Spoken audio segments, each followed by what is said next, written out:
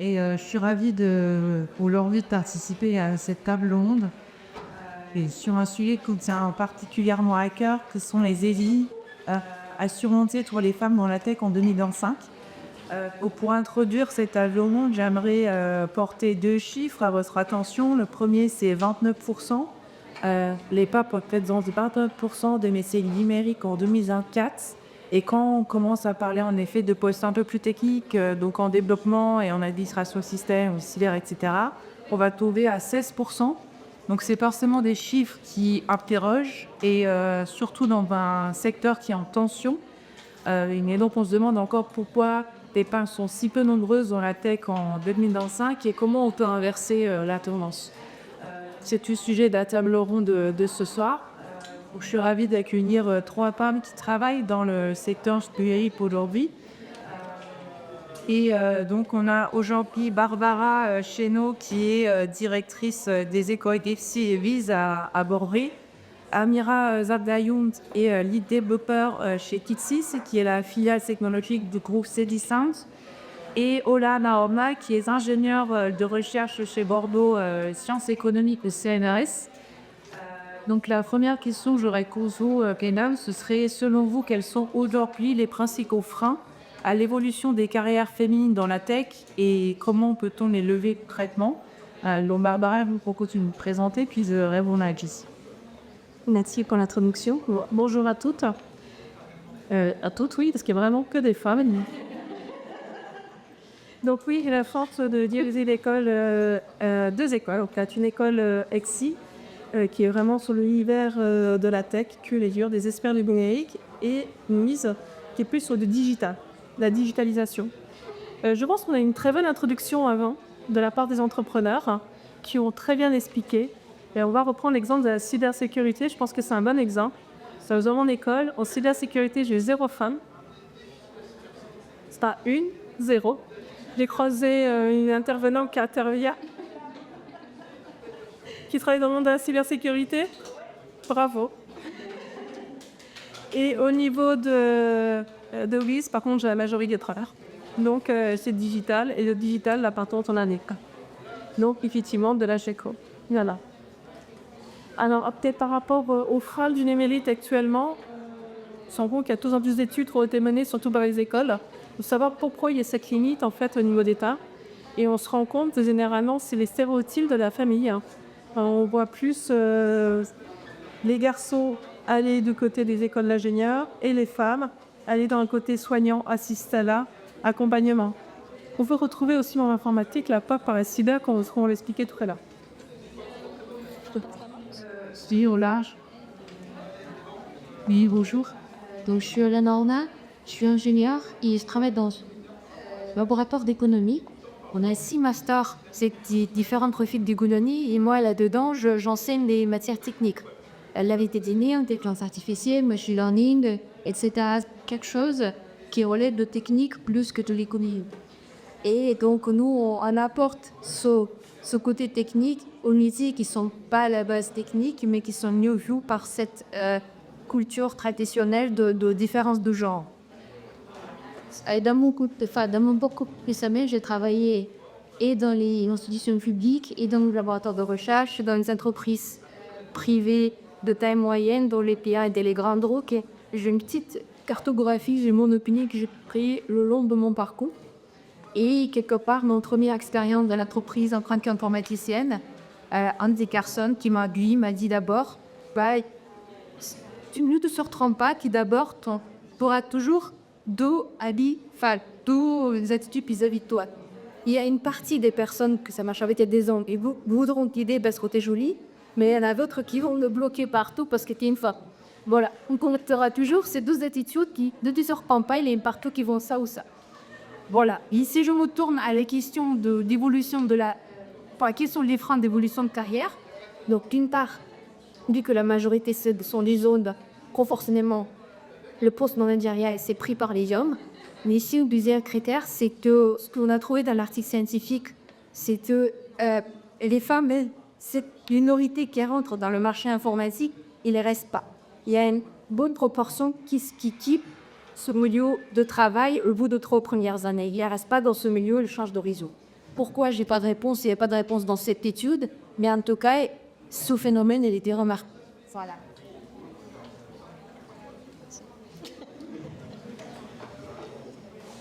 Bonjour à toutes et à tous. Est-ce que le mec, il y a un homme qui est assis tout en cause? Cette caméra-là. Du coup, moi, je suis Anera, je suis lead dev chez Pixis. Pixis, c'est la PIA technique de Cdiscount. Nous sommes 6 collaborateurs à faire opérer le site que vous connaissez tous certainement, Cdiscount.com, mais pas que, parce que Cdiscount, c'est aussi tout un écosystème d'activités B2B comme Octopia qui commercialise des solutions de marketplace ou c'est logistique qui présentent des prestations de logistique à des entreprises, donc ce sont des activités B2B. Pour enchaîner avec la question, moi j'aimerais parler d'un défi bien particulier que j'ai rencontré en vie de sa carrière surtout. Et pour vous donner un peu de contexte, j'ai un diplôme en recherche opérationnelle, si ça vous parle. En tout cas, c'est un domaine à l'intersection entre les maths appliquées et l'informatique où on essaye d'appliquer des solutions mathématiques à des problèmes d'algorithmie complexe. J'ai été dans une classe où on était une quinzaine de personnes avec 4 ou 5 femmes. Et après, j'ai fait une transition vers le monde professionnel et une première expérience dans une entreprise où j'étais la seule femme. Et c'est là où les défis commençaient à se présenter. Concrètement, c'était surtout pendant les réunions, parce que je n'osais pas au début parler. J'avais peur qu'on me juge, j'avais peur que je dise quelque chose qui peut nuire à ma crédibilité. Je disais pas, même si que je connaissais des choses, je préférais quand même rester en silence. Et je me rappelle même très bien au début, même quand on m'oubliait de certaines réunions, j'étais en train de me dire, bon, bah, peut-être qu'ils jugeaient qu'ils n'étaient pas si utiles que ça en fait. Et on peut le dire, c'était un peu le syndrome de l'imposteur, parce que malheureusement, beaucoup de femmes connaissent très bien en tech en tout cas. Après, quand je me suis rendu compte de ça, j'ai essayé, dans un premier temps, de me faire des comptes rendus post-réunion, d'essayer de me noter toutes les réponses, toutes les questions, etc. J'ai essayé d'être parfaite pour la prochaine fois, mais au risque, justement, de m'emprisonner dans un certain perfectionnisme qu'on apprend souvent. Enfin, là encore, j'ai une deuxième changement d'approche où là, j'ai décidé de changer cette posture de perfectionnisme par une posture il faut que j'ose plus, il faut que je dise quand je ne comprenne pas, il faut que je pose des questions, il faut que je propose des idées, peu importe, ça peut tomber à place et c'est pas grave. Ça peut aussi marcher bien ou quelqu'un d'autre peut complémenter mon idée et ça peut bien marcher. C'est là où j'ai découvert le vrai travail de l'équipe. J'ai commencé aussi à oser me lancer sur des sujets que je ne maîtrisais pas parfaitement. Et ça faisait partie de l'exercice de ce changement de posture. Et là, le résultat, justement, je progresse beaucoup plus vite quand je prends cette posture. Et aujourd'hui, je suis contente parce que mon équipe, ils me font confiance. Ma manager, qui est d'ailleurs une femme, me font confiance. Tout ça pour dire et pour relier à ce que disait Alice tout à l'heure, malheureusement, la transition pour une première expérience pour une femme n'est pas facile, n'est pas toujours facile en tout cas. Et on est dans une réalité de marché qui est un peu difficile. Certaines entreprises réussissent à faire mieux. Pixis, par exemple, on est à 27%. On est un peu largement déçus comme de la moyenne, mais il y a quand même du chemin qui reste à parcourir parce que 27%, c'est pas des 50%. Et dans un contexte qui est difficile comme ça, je pense que le message clé, c'est d'oser. Et c'est ce que je voulais partager en tant que défi particulier qui est comme ça. Ouais, merci. Merci beaucoup. Ola, quels moments clés doit-on agir pour encourager les filles à s'orienter vers les métiers de la tech et avec quel type d'action? Je pense que déjà le premier levier, donc c'est le choix de métier, ça se fait assez tôt. Et donc c'est là où notre oublié, il y a des sociétés qui influencent beaucoup le choix. Deuxième chose, peut-être on ne communique pas assez davantage de ce métier. Donc déjà, on peut dire que le salaire, il est quand même assez élevé par rapport aux autres métiers du marché. Deuxième, la capacité, c'est c'est l'avantage. Donc, on peut travailler à distance. Moi, j'ai des copains qui habitent en Belgique qui travaillent à Paris, par exemple. C'est un métier. Enfin, il y a ces possibilités de travailler à distance et d'avoir un bel cadre de vie, en avoir un salaire plus de la moyenne, quelque part. Et donc, une troisième chose, on a accès à un télétravail plus facile, pas, sauf certains métiers de l'informatique où il faut rester sur place, mais la majorité de métiers informatiques, ils permettent de faire le télétravail sans problème. Et donc, si vous avez des petits-enfants, c'est tout un avantage qui permet à la fois qu'on les problèmes très vite, surtout à cet âge-là, avec le travail. Et je pense qu'on ne communique pas assez sur ces avantages. Deuxièmement aussi, c'est que vu qu'il n'y a pas assez de femmes et très beaucoup de monde du travail, le marché d'informatique, il y a un manque. Ces personnes, il y a 10 000 postes ouverts qui n'est jamais pourvu tous les ans en France. Donc, en fait, on a plus de facilité d'être recruté. C'est un problème parce qu'il y a besoin. Et les femmes sont en minorité, les entreprises qui les cherchent. Quelque part, ils sont intéressés par cette diversité, par cette promotion. Je laisse les autres réponses aux autres parce que si je vais te dire, ça t'a marché. En général, pour moi, il y a beaucoup de stéréotypes qui se forgent depuis le jeune âge.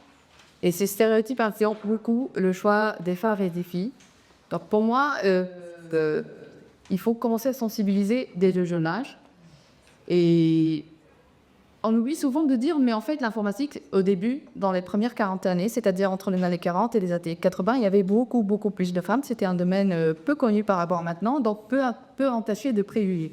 Après, justement, il y avait les stéréotypes commençaient à émerger avec les pubs, des ordi qui sont destinés à des hommes, et il y a eu une masculinisation du domaine. Et c'est tout ça à cause des stéréotypes. Certaines femmes y échappent. Pour donner un exemple, c'est souvent grâce à des entourages. Si je prends mon exemple, moi, dans ma famille, j'avais quelqu'un qui est très scientifique, qui m'a parlé de parcours inspirants, mais tout le monde n'a pas le même entourage et tout le monde n'a pas la même chance. Et c'est là où la sensibilisation doit être faite par plusieurs acteurs, à l'éducation, évidemment, les profs, etc., mais aussi aux entreprises, en fait. Je me rappelle, l'année dernière, je vais participer à une activité où il y a des collégiens qui sont venus à Bixis, où on a parlé de à quoi ressemble le métier, vraiment le quotidien de la tech. Il y avait des filles. Et je pense que ce genre d'initiative est très important. Ça permet de raconter une autre histoire, de montrer des modèles, peu importe son entourage, peu importe le là où on vient.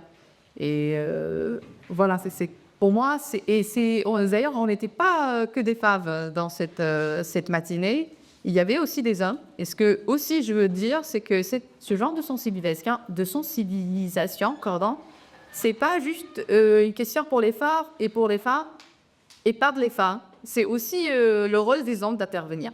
Et c'est aussi le rôle des hommes de parler aux femmes. C'est une question qui touche tout le monde. Et la diversité, c'est pas juste aussi une question de femmes versus hommes, c'est une question de plusieurs expériences, plusieurs entourages, plusieurs origines. Enfin. Parfait. Alors, je te suis tout à fait sur le fait... Moi, j'ai travaillé dans l'informatique pendant 30 ans, avant de prendre la direction d'une école. Et pendant ces 30 ans, j'ai été passionnée par l'informatique parce que je venais de femmes fortes, de familles où les femmes étaient en ce qu'on appelle matrone. C'est-à-dire que ma mère était DG d'une entreprise, ma grand-mère... bon, je ne vais pas raconter tout ça, mais en fait, je viens issue d'une famille où la femme avait un rôle fort. Et donc, l'informatique, j'ai jamais eu d'appréhension. Quand j'ai commencé en informatique, on était 3 femmes pour 50 hommes. Dans l'univers, je travaillais dans la grande distribution. Donc, il n'y avait pas encore ces discounts, c'était encore à l'époque des casinos. Mais en fait, les femmes avaient vraiment un rôle mineur. Et tout à l'heure, quand on a préparé, je leur disais, mais parfois c'était bien limite insultant. Mais pas grave. On avait une force. Moi, je sais que quand j'arrivais dans les réunions, j'étais tout l'inverse. En tant que femme, du fait que j'avais été éduquée comme ça, quand j'arrivais, j'étais écoutée en réunion et j'avais un poids qui était différent parce que j'avais une parole différente et j'avais une perspective différente. Et je pense que c'est ça qu'il faut retenir en tant que femme. C'est-à-dire qu'on a un esprit à fonctionner différemment des hommes et on est complémentaires des hommes. Et moi, je pense que c'est très, très important. Donc effectivement, il faut accompagner dès tout petit Parce que beaucoup de mamans, parfois, involontairement, ça va être encore l'histoire, on a rigolé ce que je disais ce soir que je venais ici, et au travail, tout à l'heure, on me dit, et vous êtes en train de nous dire que les filles ont le droit au rose, les garçons ont le droit au bleu. Non, on a perdu ça. Non, on n'a pas encore tout à fait perdu. Mais effectivement, on a la chance d'avoir une société qui évolue extrêmement bien, et c'est chouette. On a les filles maintenant qui viennent dans la cyber, merci. Mais en fait, ce que j'essaye de vous passer comme message, c'est que nous, du coup, on l'accompagne effectivement très jeune. Maintenant, il faut qu'on ouvre. Dans notre école, par exemple, on a ce qu'on appelle un MADI, qui est un lieu d'expérimentation, et on l'ouvre dès les tout petits. On l'ouvre aux entreprises, on l'ouvre au collège, on l'ouvre au lycée, peu importe. J'ai des parents qui m'appellent, qui ont un enfant qui est en 5e, et ils disent « Vous n'avez pas le recevoir ?» Si, il peut venir. Tout âge est bien. Et là, l'autre fois, j'ai un jeune homme qui était en 4e, et il s'est épanoui dans ce lieu d'expérimentation. Mais les filles aussi, en fait. Et là, cette année, j'ai une première année où j'ai de plus en plus de filles. Pourquoi ? Et c'est là où je pense que le mentoring a aussi un rôle, quelque part, qui intervient, parce que le fait que je suis une femme à recevoir, que je suis une femme qui recrute, et que je suis une femme qui parle de l'informatique, ça rassure les parents, ça rassure les jeunes filles. Les jeunes filles se disent, effectivement, je peux avoir ma classe dans l'école. Et les garçons ouvrent très très bien la place, parce qu'ils aiment bien avoir aussi les filles qui viennent. Dans le digital, l'avantage, c'est qu'aussi les femmes, on a besoin d'avoir un côté utilisateur et un côté où les femmes vont aussi penser différemment et vont utiliser les applications différemment. Vous voyez bien dans le digital. Et c'est une nécessité actuellement. Il faut penser utilisateur. Quand tout à l'heure, j'entendais dans les entreprises qui parlaient des soft skills, et c'est vrai que les soft skills auront une valeur très très importante actuellement dans l'entreprise. Il faut avoir ce socle technique, les écoles sont là pour former, mais aussi d'avoir ce côté soft skills qui fait qu'on va accompagner. Donc, ne minimisez rien du tout de vos personnalités par rapport à ça. Je pense que c'est une force pour vous. Exactement. Et justement, pour faire un pont sur le mentoring, Amira, pour vous, en quoi le mentoring peut-il changer la trajectoire d'une carrière dans la tech et comment le rendre plus accessible ? Pour faire l'exemple avec ce que je disais tout à l'heure, dans les milieux inégalitaires, justement, on peut avoir des défis de confiance en soi. Je pense que le mentoring peut être très utile dans ce cas-là. Mais ce que je souhaite aussi dire, c'est que il faut faire attention à ne pas juste le rendre comme un outil exclusif juste aux femmes, parce que ça risque de véhiculer des idées de stéréotypes de fragilité ou qu'on ait juste besoin d'aide parce qu'on est une femme. Et alors que c'est justement ce genre de stéréotypes qu'on essaie de casser. Et c'est les stéréotypes qui sont à l'origine de cette inégalité. Je pense que c'est une très bonne idée, le mentoring. Et le fait de le rendre plus accessible, en plus, ça permet de déstigmatiser l'accompagnement et donc le rendre plus accessible. Voilà. Pleinement. Et pour vous, Barbara ? Alors moi, je suis arrivée en informatique, je ne savais même pas taper sur un clavier. C'était Innova. Et j'ai eu le luxe de travailler avec 2 patrons qui sont venus qu'on cherchait pour les soft skills, qui savaient ce que j'avais comme expertise dans le domaine-là, et qui m'ont dit, on va t'apprendre. Oui, vous avez sens du défi. Et en fait, ils étaient tous les 2 polytechniciens, et en fait, ils n'avaient aucune appréhension. Donc, ils me disaient à chaque fois, commence, on fait quelques lignes de code, etc., et on va t'accompagner, etc. J'ai fini par faire des nuits à débugger dans des magasins, et en fait, ça me posait aucun problème, et j'y arrivais, en fait. Parce qu'ils ne m'ont jamais limité, ils m'ont toujours dit, vas-y. Et c'est pour ça que moi, je suis un peu appuyée sur le mentoring. Et c'était pas une femme que j'avais en face de moi, c'était des hommes, et c'était des hommes qui intellectuellement étaient très jeunes. Et j'ai toujours dit que j'allais travailler dans le luxe à travailler avec eux, parce que c'est des hommes accompagnants et qui n'avaient pas d'appréhension. L'informatique, c'est là où je te rejoins quand tu disais qu'avant, les femmes avaient un poids. C'est parce qu'en fait, au niveau de l'informatique, suffit d'avoir envie pour y aller. Alors, quand je dis ça, ça choque, mais ils disaient souvent, même pour les recruter dans les écoles, etc., je veux des étudiants qui soient extrêmement motivés. Et on a beaucoup de reconversions dans l'école, et je vois des gens extrêmement motivés. Et je pense que ça, c'est important. Si on est motivé au niveau de l'informatique, si on a une volonté de partage, si on a une volonté de curiosité, si on a une volonté d'être un peu plus ingénieux, créatif, etc., vous arrivez à très bien faire votre place, les uns et les autres. Et vraiment, on est sur des gens qui sont ouverts, qui sont complémentaires. Donc je pense qu'effectivement, il y a des forces, une sorte de mentoring qui sont en place. mais qui essaie pas de prendre le dessus, mais vraiment d'accompagner. Je pense que c'est un temps pendant un temps. Et c'est pour ça que c'est un domaine qui me passionne. Et ça plaît fait. Merci beaucoup, Baba. Oui, donc je rejoins tout à fait. C'est juste pour compléter, en fait, je pense que le mentoring, il est l'illusion dans tous les métiers. Et le rôle principal, c'est pour que tu progresses, tu montes en compétence. Quel que soit tes coaché par un homme ou une femme, le plus important que cette personne est confronte ton besoin et ton problème en tête. Le problème et la façon comment il peut guider pour surmonter ton problème. Tous les métiers. Et en fait, si on peut faire le parallèle le plus simple, le coach sportif, on a des entraîneurs femmes, on a des entraîneurs hommes, et qui peuvent très bien faire des équipes mixtes, etc. Donc, c'est tout à fait pas pour moi. Je ne fais pas de différence pour le domaine informatique par rapport aux autres métiers. Donc, tout à fait, quand on arrive tout jeune, on est sorti d'école, on ne sait pas comment ça marche, on ne sait pas les codes, on se fait des erreurs bêtes de débutant. C'est là le plus important que quoi est capable d'entendre pour des raisons personnelles parce que nous avons chacun le d'autre. Et c'est ça le plus important, c'est cette capacité de coacher. C'est quand, indépendamment de Aux gens, si c'est pour moi, c'est une femme, je suis trois, on est d'accord. Et pour vous, Barbara, quelles transformations du secteur de la tech ouvrent aujourd'hui des opportunités qui sont inédites pour les femmes? Alors, je pense que le secteur de la tech est en train d'évoluer, comme tu disais tout à l'heure, par rapport à l'utilisation. Avant, souvent, on disait un développeur, c'est... Je vais vous donner les caractéristiques, mais c'est comme ça qu'on le voyait. C'était quelqu'un qui sentait mauvais, qui avait les cheveux longs, les cheveux gras dans un coin et qui était incapable d'être communicant. C'était avant. Maintenant, un développeur, c'est quelqu'un qui est communicant aussi. Il développe, il a cette expertise métier, technique, mais en même temps, il est tourné vers l'autre. Parce qu'en fait, il se rend compte que s'il veut gagner en productivité, s'il veut réussir son développement, il faut qu'il l'oriente en fonction du besoin qu'il y a en face. C'est pour ça que je pense qu'il est tout aussi important qu'on met les hommes et les femmes. Moi, je suis extrêmement fière d'avoir des femmes dans l'informatique parce qu'on répond à tout type de besoins. On va avoir un besoin aujourd'hui pour un homme, demain pour une femme, demain pour des enfants. Mais là, on aura besoin de deux parce qu'on aura aussi des petits garçons ou des filles qui vont en mode la manette le Proust qui fait pour développer en fonction. C'est très, très important d'avoir ce côté utilisateur. Et moi, je pense que c'est un vrai levier. Et c'est pour ça que les centres, il faut que vous veniez numérique. Il y a des places, il y a des ouvertures, il y a des attentes. Parce que moi, je vois j'ai énormément d'offres sur le digital par rapport aux femmes. Et ça ne demande pas forcément une compétence technique très, très profonde. C'est juste d'avoir la tête bien faite, d'avoir la volonté de réussir, d'être engagé dans ce qu'on va faire. Et ça peut aider.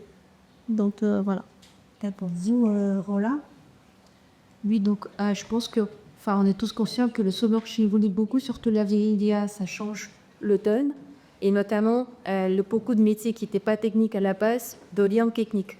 Qui fait qu'on a des profils un peu hybrides, qui ne sont pas technico-techos. Donc, en cybersécurité, il y a toujours un peu de manque de femmes. Mais par contre, il y a des métiers type économiste. Les juristes, ils arriveront un peu plus tard, mais ils sont sur le chemin aussi. Donc, les sciences qui ont une sociale à la base, ils sont en train de transformer dans le technique. Pour rien cacher, les deux pôles de laboratoire d'économie qui étaient ouverts pour le poste d'enseignant, c'est l'année dernière data scientist en économie. Cette année, c'est pareil, data scientist en économie. Ça veut dire que derrière, on attend que l'économiste qui prend la poste d'enseignant aujourd'hui à Bordeaux, donc il doit avoir des compétences de code, du R, du Python ou d'autres styles techniques. Bon, mieux s'il sait créer des packages statistiques, etc., parce qu'il propose des domaines méthodes, des domaines modèles scientifiques, etc. Et donc là, c'est déjà sur le marché. On est déjà dans ces transformations. Maintenant, par rapport aux communications qu'on a parlé, cet usage beaucoup non communicant, c'est hyper important. Par exemple, moi, j'ai recruté cet ingénieur au laboratoire, qui, pareil, quand j'ai passé les entretiens, et je vois, il y a quelqu'un qui est super mature, super intelligent, mais moi, avant de tout, il faut que je comprenne ce qu'il fait, des personnes. Si je ne comprends pas ce qu'il fait, comment on va travailler? Donc, première chose, et je n'ai pas beaucoup de temps à passer derrière lui pour voir ce qu'il fait, pour comprendre ce qu'il fait. Il faut que la personne elle est capable à transmettre et nous communiquer qu'est-ce qu'il fait. Nous, au final, on a privilégié quelqu'un qui est moins technique, mais qui était capable de communiquer, de transmettre ce qu'il fait lui-même, partager avec lui, qui permettra d'évoluer dans ce projet. Donc ça, c'est pour rejoindre que la place s'ouvre, en fait, ce milieu technique il s'ouvre de plus en plus vers d'autres profils complémentaires, type data scientist qui packagise des données, type pour les gens qui suivent le plus technique, mais c'est déjà le cas, c'est déjà il y a 10 ans. Voilà. Donc, d'une part, et en plus, on a des nouveaux outils. Donc, parce que si les développeurs dans les années 90, il a fallu maîtriser C++ avec les gestions de mémoire, tous les postes de mémoire, etc., que t'es cassé la tête, pourquoi ça marche pas ce compilateur, mec, ça fait déjà 3 heures que tu essaies de lancer, ça marche toujours pas. Voilà. Aujourd'hui, tu prends un package Python, l'arbre et t'es en demi-heure, t'es kiffé, quoi. Donc, tu prends 3 lignes de code, tout marche. Enfin, on a quand même un écosystème beaucoup plus développé, beaucoup plus des outils pour faire beaucoup plus vite si on a envie de faire, au moins dans sa première version. Et comme vous voyez bien, aucun outil informatique ne fonctionne parfaitement, donc la première version c'est déjà très bien, parce que rien ne marche bien. Et donc, quelque part, donc cette facilité à réaliser les tâches techniques avec des nouveaux outils, plus le vertir d'OPT vers le technique, fait Ralto, ces cyberisations qui passera de plus en plus fluide, et ce monde doit être, il y a de plus en plus de place et de plus de couverture pour que les jeunes puissent se retrouver dans ce marché. Je te rejoins surtout sur l'IA, mais aussi sur un axe un peu complémentaire, parce que justement avec les outils qui sont comme l'IA générative aujourd'hui, les agents et tout, l'apprentissage devient de plus en plus facile. En tout cas, quand on pose nos questions, soit on a une réponse ou au moins des éléments de réponse qui facilitent la recherche. Et je pense que cet élément fait que la reconversion professionnelle, qui était peut-être moins accessible, où il faut faire des formations et tout, je pense que ça peut devenir de plus en plus accessible grâce à ces outils. Et l'informatique, ou la technique plus généralement, c'est un domaine où on a de la chance parce qu'on peut être autodidacte en fait. C'est pas comme devenir médecin ou devenir avocat. Et c'est un domaine où justement ce genre d'outil peut faciliter beaucoup cette reconversion et peut changer la donne dans le sens où on peut augmenter le pourcentage des parts en tech via des reconversions grâce à ces outils. Voilà. Merci beaucoup. Et pour vous, Ola, pourquoi la diversité est-elle un enjeu essentiel pour concevoir des technologies qui sont réellement inclusives et sans biais? En fait, quelque part, statistiquement, on sait que les femmes utilisent moins de gadgets que les hommes. Mais nous, des questions on peut poser, mais c'est parce que ces gadgets qui sont faits par les hommes et pour les hommes. Donc, nous, ça nous intéresse moins la façon comment ils ont conçu, la façon comment ils ont fait. Un autre exemple, est-ce que je peux cloner? Je pense qu'au début de l'architecture, c'était les hommes. C'était pour ça qu'aujourd'hui, dans tous les lieux publics, on a dans les toilettes un peu de femmes comme ça. Et il n'y a jamais de feu pour les hommes. Et ça fait des décennies, personne ne change ça. Et ça, c'est un problème récurrent et tout le monde la tape. C'est normal. Mais en fait, peut-être qu'il faut juste concevoir différemment les lieux publics. Et peut-être il faut que les femmes, ils rajoutent, ils disent ces petits 100 centimes, elles mettent sur la table, elles disent non, moi j'ai la main plus petite, ça ne marchera pas comme ça. Ah non, cette interface, elle est moche. Non, on est sensible aux choses que ça soit bon. L'interface noire de code de ligne, c'est peut-être pas très pratique. On peut peut-être faire un truc plus joli. Et ça peut-être être plus attirant pour les femmes. Et donc, je pense que l'un des aspects, justement, et pour la lésion des femmes, il faut que ce soit le croisement des opinions, parfois par des conflits, mais pour avoir le résultat final qui est plus utilisable pour tout le monde. Super, Baba.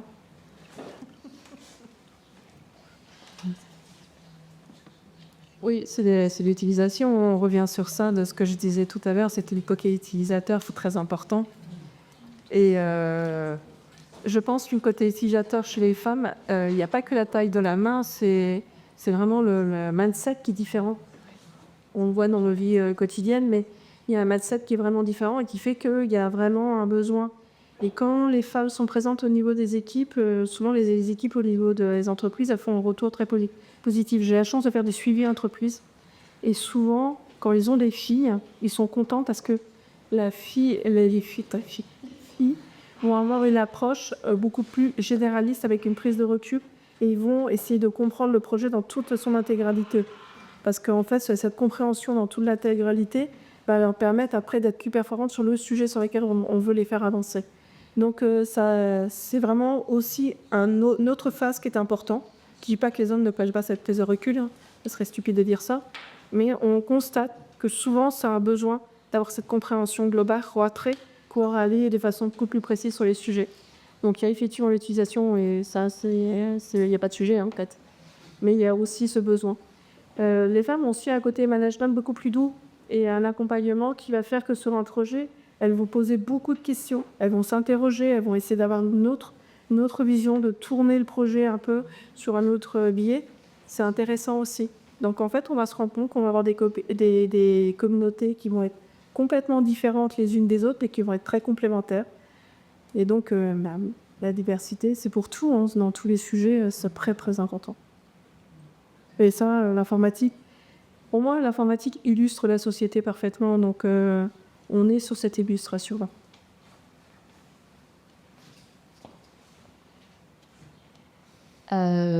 Moi, je pense qu'il ne faut pas, encore une fois, catégoriser les compétences en compétences purement féminines ou plus accessibles aux femmes versus des compétences plus masculines.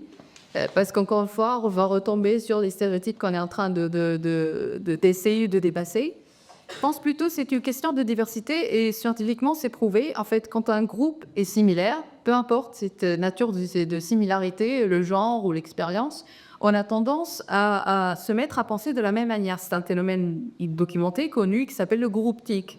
Le groupe se met des barrières un peu inconsciemment, ils se mettent à avoir la même vision et à sortir la même solution. Et donc, on peut, sans diversité, facilement passer à côté des solutions qui sont créatives ou en tout cas des potentielles solutions qui pourraient améliorer notre quotidien. Parce que aussi, là où je rejoins ce qu'il faut avoir en tête, c'est qu'en tech, nous sommes en train de faire des solutions qui façonnent le quotidien de tous les gens.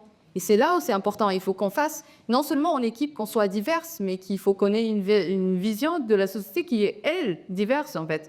Et les exemples qu'elle donnait, il y a aussi l'exemple de la reconnaissance vocale qui est souvent à très mauvaise performance avec les voix et vues, par exemple, ou les tailles de masque que tu disais aussi sur les interfaces. Oui, ça va un peu mieux, mais les premières versions, c'était pas du tout bien les reconnaissances vocales, justement parce que les équipes qui conçoivent et qui testent, c'est majoritairement masculin. Donc on avait ce genre de problématique. Et encore une fois, la diversité, c'est pas juste une histoire de femmes versus hommes. Il faut essayer d'avoir l'équipe la plus diverse possible pour avoir les solutions les plus créatives et une efficacité optimale, en fait. Voilà.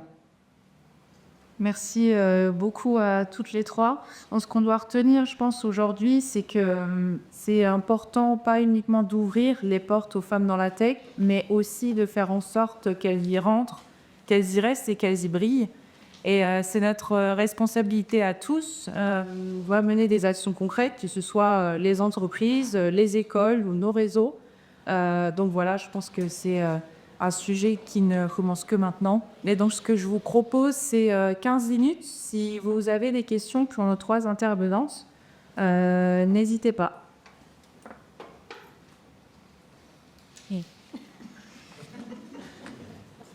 En fait, on n'a pas eu la chance de poser les questions dans la première table de rang. Je pensais pour ça qu'on est un peu étonné la chance de poser des questions maintenant. Ça a été eu, pas mal de questions, on s'est livré. Qu'on a peut-être dire que tu peux, oui, sur la table de rang, mais j'aimerais bien vous remercier pour ce discours. Là, je vais être proche de mon collègue avec Aniva. À la CA5. Bien, merci. Il parle de plus, il est peut-être, ça va changer un peu les vacances pour toi. Des vacances pour toi. Oui, c'est ça, oui. Et en fait, je ne sais pas si vous êtes dans l'équipe d'ADA ou pas dans Non, je ne suis pas l'équipe d'ASA, mais je connais l'équipe d'ASA. Tu sais qu'est-ce qu'il y a? Oui. Et ces discours étaient en force, là. Si, pour en fait, moi aussi, j'ai eu presque le même début qu'Ariva. J'ai commencé à la Poste, du coup, j'étais en interne, mais il y avait des managers, des femmes qui étaient depuis des années, mais des gens qui ont été recrutés, j'étais la seule.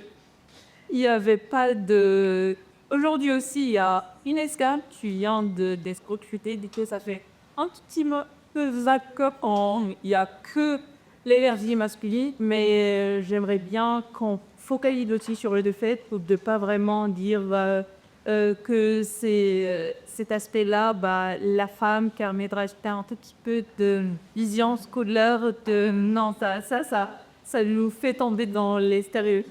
Au Texas, on loupe pas mal de pas. Il faut le vrai dire. Merci encore une fois et désolé, on n'a pas, tu sais, quand on allait avoir la perspective juridique ici. Merci. J'ai quand même une question. Alors, je travaille déjà en la sécurité aux yeux de terre. D'abord, c'est super pour chercher un emploi. Par contre, j'ai des questions, notamment pour beaucoup Barbara, pour vous tous, mais surtout Barbara. Quel conseil vous pouvez donner à quelqu'un qui souhaite encadrer ou inspirer justement les plus jeunes? Ça m'intéresserait de faire des formations, ou en tout cas de parler justement de la place des femmes et de la cybersécurité, qui je trouve, en tout cas dans mon école, arrivait beaucoup trop tard dans l'apprentissage. J'aurais bien aimé qu'on me parle de cybersécurité dès la première année. Et donc, je ne sais pas si c'est le cas pour votre école. Et est-ce que les conseils à donner? Nous, on a un parcours où il y a 2 années où les jeunes sont très généralistes. Ils sont formés sur la tech en général et ils commencent à se spécialiser en 3e année. Donc maintenant, dès le bac, ils me parlent de cybersécurité. En fait, ils me demandent une réponse à la cybersécurité dès le bac. Généralement, je trouve qu'il y a un temps de maturité, que ce soit homme-femme. Il y a un temps de maturité d'une première année où il faut qu'ils découvrent et voir vraiment ce qui va les faire briller et qui va les faire passionner dans la tech. Parce qu'on a tellement de sujets, et comme tu le dis si bien, maintenant on a des briques qu'on appelle des frameworks, qui sont des connecteurs en fait, qui vont limiter le nombre de développements, même s'il faut savoir développer. Mais en fait, on en a de moins en moins. Donc il faut qu'ils aillent voir où ils ont de l'appétence. Donc dès la sortie du lycée, maintenant, ils demandent la cyber. Moi, je laisse très ouvert les 2 premières années. Je trouve très bien d'avoir un parcours généraliste parce que ça permet aussi de voir globalement ce qu'on y trouve dans l'informatique. Et après, si l'appétence est là, elle continue. Je leur demande souvent en 3e année, parce que nous, on a un parcours infra en 3e année, de démarrer par l'infra. Parce qu'en fait, je trouve aberrant d'être sur la cybersécurité sans avoir cette vision d'ensemble de l'infra qui permet de comprendre comment fonctionne le monde de l'informatique. Et toute la structure réseau qui va s'y accorder pour pouvoir refaire toute l'architecture réseau. Et après, en 4e et 5e année, on les spécialise en cyber.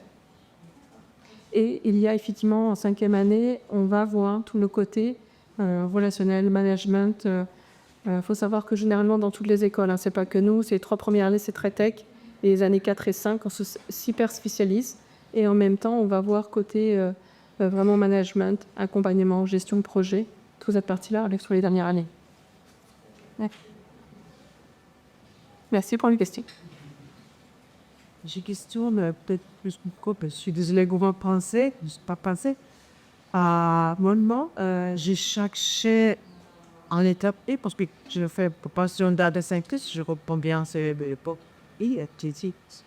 Alors, j'ai cherché à la tech prix pour faire contrat alternance. Je fais promotion dans le centre et beau sur la casse. Mon question, il est si c'est possible, on a cherché à trouver contrat et avance à Bordeaux, genre, sans beaucoup d'expérience dans le science parce que je suis mathématicienne à Pékin, mais avant, je travaille, puis je parle encore au passif, mais je suis ingénieur logiciel de pas data. D'expérience des chambres studies, parce que les pratiques de temps, on avait du développeur, comme c'est pas espace. Avant, bige et application pour côté de libre, c'est informatique, mais pas. Alors, ça beaucoup d'expérience. Si c'est possible, trouver un contrat à alternance, ici à Porto. Je ne sais pas si je suis la bonne personne qui répond à la Faubourgeois. Mais je sais que, par exemple, moi, quand j'ai recruté un ingénieur cette année, j'ai reçu des candidatures différentes et c'est vrai qu'on regarde le parcours. Surtout les parcours avec commerçants, tu regardes ce que la personne faisait avant. Et évidemment, par rapport à son expérience, tu regardes bon, ben, si cette personne, évidemment, c'est en conversion, elle a d'autres expériences, mais disons, si je suis quelqu'un de jeune d'école, il peut me donner des réponses un peu bêtes, et je comprends, c'est son première expérience et je ne le connais pas. Et quelque chose, on pardonne aux jeunes. Mais les personnes qui ont beaucoup d'expérience, on ne les pardonnera pas cette réponse. Même si ce n'est pas des questions. Parce que quand on passe l'entretien, on ne fait pas que des questions techniques. En fait, comme je dis, on regarde le parcours. Comment tu départes du challenge? Est-ce que tu aimes des conflits? Comment on va travailler avec toi? Est-ce que le sujet... Parce que notre projet est assez particulier ici. C'est un projet européen, etc. Donc, il faut que la personne parle anglais. Il faut que ce soit piquant et pour qu'on puisse le présenter aux partenaires, etc. Donc, il y a plein de choses qui rentraient en jeu. Il n'y avait pas du côté technique dans le profil. Donc, du coup, pour les profils comme ça, on a eu des gens qui étaient à Paris. Et ils vous disent, bah, moi, je suis prêt à venir à Bordeaux avec la famille, etc. Et là, je me suis dit, nous, on propose un CDD, on ne propose pas un CDI. Donc, c'est quand même une grosse transformation pour la vie de cette personne que pour 2 ans. Et après, je peux rien me garantir. Non, on a fait le budget pour 2 ans. Pareil, on pense aussi à la suite. Qu'est-ce que la personne... Donc, on peut peut-être proposer un premier job. Mais qu'est-ce que la personne va faire ensuite? Comment elle va construire plus tard? Parce que l'objectif, c'est pas juste de prendre. Il faut que la personne matche au projet. Il faut qu'elle sache faire les tâches. Donc, le projet à quand? Il faut qu'on communique. Il faut qu'on se comprenne tous les deux. Ou deux nombres d'équipes, etc. Donc, là, c'est ce qui m'a concerné moi et la personne en face. Après, qu'en bout, c'est vrai que j'ai un profil très atypique. Parce que moi, j'ai une formation d'ingénieur en informatique. J'ai une thèse en sciences cognitives. Et là, je suis dans le laboratoire d'économie aujourd'hui pour faire le data science. Donc, vous voyez, j'ai transformé pas mal des choses et j'ai intégré dans différentes équipes. J'ai des expériences très différentes, qui n'est pas le parcours typique avec d'habitude. Maintenant, pour dire à Bordeaux, je sais que dans ce dossier informatique, à Bordeaux, il y a de l'emploi. Mais ce marché est assez particulier. Donc, tout le monde sait que Bordeaux, c'est un milieu de Bordeaux. Peut-être, ça ne veut dire pas. Et comment s'intégrer dans ce volume? Je pense que c'est l'art de communication. En fait, c'est comment vous présentez votre expérience passée. C'est quand vous dites, j'ai fait le développement, c'est pas si vous dites, dans mon développement, j'ai fait ça, j'ai appris ça. Il faut que vous démontrez que vous étiez curieux. Il faut que vous avez su transformer, s'adapter. Il faut que parce que parfois, on regarde un peu pareil. Enfin, moi, je parle du domaine d'économie, mais si je regarde dans mon labo d'économie, il y a des gens avec expérience de base en mathématiques, en géographie, en médecine, et aujourd'hui, ils sont dans le labo d'économie. Donc, vous voyez, tous ces gens, c'est des gens qui sont transformés, qui ne sont pas venus à la base du même parcours. Et je pense que si vous vous vendez bien, si vous présentez bien les atouts qui vous servent à vous, surtout si vous n'êtes pas francophone, peut-être faut utiliser les projets internationaux, c'est là votre réponse, en fait. C'est peut-être un défaut pour une petite équipe locale avec traditionnelle quelque chose, mais c'est un grand avantage pour l'entreprise qui travaille à niveau national. Parce qu'au contraire, leur petite communauté, c'est quelque chose qui est un frein pour l'ouverture. Vous voyez ce que je veux dire? Il faut bien cibler et puis persister et communiquer. Il y a beaucoup de choses. Jean. Oui, désolé, je pense qu'il ne pense pas qu'il y a besoin de passer en application. Il me dit, non, sans expérience, je reste pas tous. Oh, non, je pense que même si sans expérience, mais est-ce que vous pouvez faire, par exemple, un des candidats qu'on avait, il a mené un projet dans d'analyse. Et ce qu'il fait, il se fait des challenges pour faire des différentes cartes, des différentes visuals, avec Watpoclip, c'est bibliothèque en Python, etc. Et tu regardes sur son CV et son site, tu regardes son site, c'est un travail pauvre, nickel. C'est un garçon d'ailleurs, il ne faut pas dire. Les garçons, j'ai parfois pas regardé si, Elito. Mais je regarde son travail, c'est ce que j'ai regardé. J'ai envie parce que je me suis dit, voilà, on va faire un rapport du projet européen. Si vous faites des erreurs comme ça, c'est parfait, quoi. Donc, c'est aussi nos façons. Une chose, c'est de savoir analyser les données. Mais deuxième chose, c'est de savoir présenter l'analyse que vous faites. Et ça, c'est hyper important. Parce que dans le monde de recrutement, on regarde 2 minutes pour évaluer est-ce que ça m'intéresse déjà au premier regard. Ici, au premier regard, je vois ça. Ça m'intéresse, je regarde plus en détail. Et c'est là où je découvre, vous avez fait le mal. Mais c'était intéressant, je peux être analysé du statistique un peu plus poussé. ah, en plus, vous savez coder, bon, bah, c'est pas grave, mais si vous connaissez C++, bah, la personne, elle a déjà mis qu'elle dit en fait, elle a une logique de programmation, même si j'utilise JavaScript ou Python ou R, bah écoute, je vais lui proposer une petite formation, il va y aller vite. Je sais que pour elle, il n'y aura pas de problème, elle a déjà une tête formée là-dessus. Ça va être beaucoup plus facile. Donc, il s'est toujours eu une chance, sorti le tomber. Si je peux me permettre. Nous, sur l'école, on a actuellement sur Bordeaux, on a 150 alternances, donc on a une grosse école d'alternance, hein, EPSI et WIS. Et en fait, j'ai beaucoup de reconversions proportionnellement dans l'école. Et j'aime bien les profils de reconversion. Genre, on les accompagne par rapport à ça. Mais qu'est-ce qu'on se rend compte? Quel est le fond à chaque fois qui fait que ça se transforme? Qu'on veut arriver à avoir une entreprise? C'est que le projet est bien construit. Ça rejoint ce que tu es en train d'expliquer.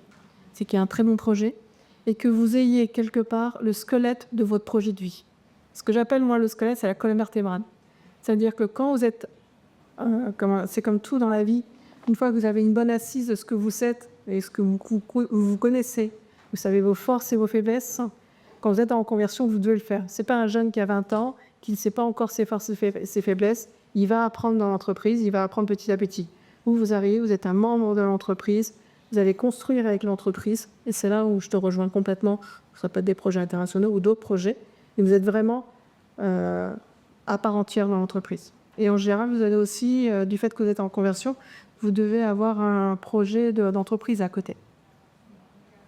Donc, en fait, il y a une maturité et un accompagnement dans l'entreprise qui est très intéressant. Mais il faut que vous soyez vraiment en aplomb par rapport à vous-même. Moi, souvent, je dis, j'aimerais bien connaître votre colonne vertébrale de ce qui vous a construit et développé dans la vie. Parce qu'une fois que moi, je l'aurai compris, je serai l'expliquer à l'entreprise et je vais accompagner et on va trouver ensemble une alternance en entreprise. D'autre part, à Bordeaux, il y a énormément d'entreprises qui prennent en alternance. Moi, j'ai navigué plus de 400 entreprises. Faut vraiment pas limiter par rapport à ça. Bordeaux est très ouvert. Et en fait, dans l'informatique, c'est très cosmopolite. Il y a c'est extrêmement diversifié.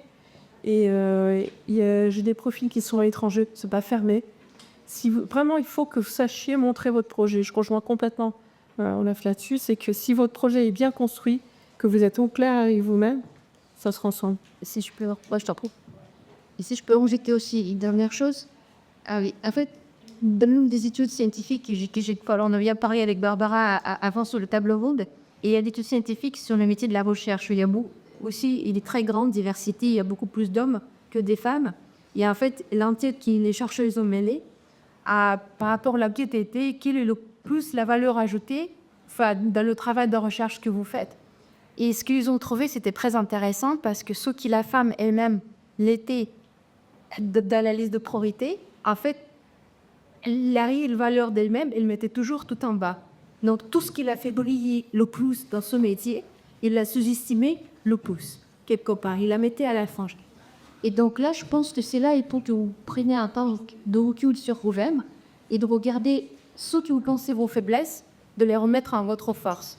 Et c'est vrai qu'il y a une personne qui vient avec le parcours, parce que ça dit pareil. Si moi j'ai besoin de quelqu'un en autonome, je sais qu'il ne mange pas de temps, et j'ai un projet qui tourne, il faut qu'on l'été, donc on livre quelque chose, et moi j'ai pas de temps à m'en occuper, je donne quelqu'un qui est autonome. Je n'aurai pas le temps de passer avec un jeune pour le former. Et là, j'attendrai trop que votre capacité de se former autonome, de communiquer, de prendre en charge.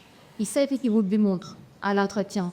Et c'est peut-être ça ce que je cherche. Même parfois, c'est non écrit. Hein, c'est quelque chose que moi, je sais par rapport à mon emploi de temps, mais ce n'était pas écrit dans le poste. Donc, ce capacité de recul. Et puis, une autre chose aussi, moi, j'aurais tendance de privilégier quelqu'un qui a des expériences différentes parce qu'il a une vision plus large, tout simplement. Et il peut faire plus d'abstraction. Donc, il peut comparer des choses. Et quelque part, cette personne est le plus intéressante, c'est-à-dire à la plus de maturité. Il a tout simplement vu plus de choses qu'il a fait grandir plusieurs fois. Il a dû confronter à plus de difficultés. Il a dû changer l'environnement qui est chaque fois un challenge. Il faut se dépasser. Et quelque chose, pour moi, c'est un valeur. Mais ce n'est peut-être pas pour tout le monde. Donc, ça dépend aussi qui vous avez en face. Et comme je dis, si vous pensez quelque chose, parce que d'autre partie, j'ai une copine qui était russe et c'était un moment de la guerre avec l'Ukraine. Elle disait, les Russes, ils sont mal vus sur le marché d'emploi, ils ne veulent pas nous employer aujourd'hui. Je dis, mais attends, t'as pas même assez libre. Vas-y, on te propose la période d'essai. Vas-y, tu essaies d'abord avant de soumettre cette censure que parce que tu es une Russe, il y a la guerre, il y a cette relation difficile qu'on va pas te prendre sur le travail. Tout d'abord, on regarde si tu es compétent et si on arrive à travailler avec toi. Ça, c'est les points clés, quoi. Merci. C'est pour tout le monde. Hein. Bon. Salut vos HD, on a réalisé au terme de temps, mais si vous avez encore des questions, je pense que vous pouvez aller les voir directement. Je pense que... Ouais, c'est possible, est une question. Et à deux fois.